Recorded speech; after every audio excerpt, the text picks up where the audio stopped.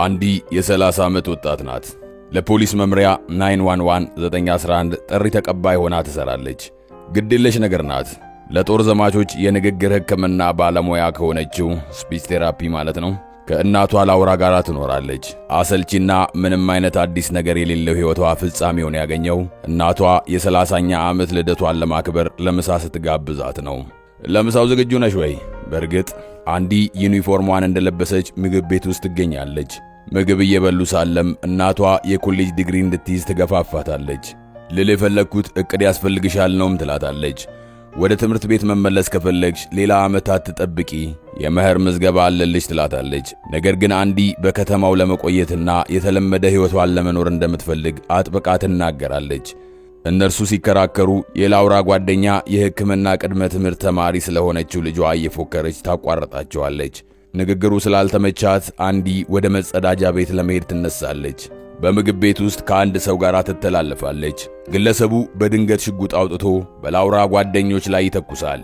ሁሉም ለመደበቅ ሲሯሯጡ ግርግር ይፈጠራል። ላውራም አንዲን ከጥይቱ ለመከላከል ትጣደፋለች። የአንዲን ዩኒፎርም ሲያይ ተኳሹ የፖሊስ መኮንን መስላው ሽጉጡን ወደ እሷ በማነጣጠር ተነሽ ብሎ እንድትቆም ያዛታል። ይህንን ስትመለከት ተኳሹ አንዲን እንዲምራት ትለምነዋለች። አንዲ ለፖሊስ የምትሰራው የስልክ ጥሪ ተቀባይነት ብቻ እንደሆነም በመግለጽ ልታግባባው ትሞክራለች። ነገር ግን ይህ ሰውየውን የበለጠ ያናድደዋል። ሊተኩስ ሽጉጡን ሲያነጣጥር ላውራ ሽጉጡን በመግፋት እንዲስት ታደርገዋለች። አደጋውን የተረዳው ሰውዬም ላውራን ለመውጋት በፍጥነት ጩቤ ሲመዝ እሷ በእጇ ትከላከለዋለች።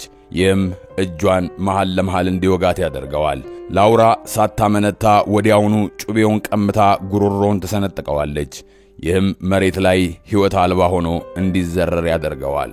ሆስፒታል ውስጥ ላውራ የእጅ ቀዶ ጥገና እየጠበቀች ሳለ ፊቷ በመጀመሪያው ገጽ ላይ የወጣበት የዜና ዘገባ ታያለች። አንዲት ነርስ ይህንን ስታይ ዝነኛ ነሽ እንዴ? ዝነኛ ሆነሻል በማለት በአንድ ሌሊት ዝነኛ መሆኗን ትጠቅሳለች። ነገር ግን ላውራ በዚህ የተደሰተች አትመስልም። ይህ በእንዲህ እንዳለ አንዲ ከእንጀራ አባቷ ጎርደን ጋር በመቆያ ክፍል ትጠብቃታለች። በዚያ ጊዜ መርማሪ ዊልሰን ለጥያቄ ወደ እነርሱ ቀረበ። መርማሪው ላውራ የተኳሹን ጉሮሮ ስትሰነጥቅ የሚያሳይ ቪዲዮ በማሳየት ስለ ላውራ ተጨማሪ መረጃ ለማግኘት ይሞክራል።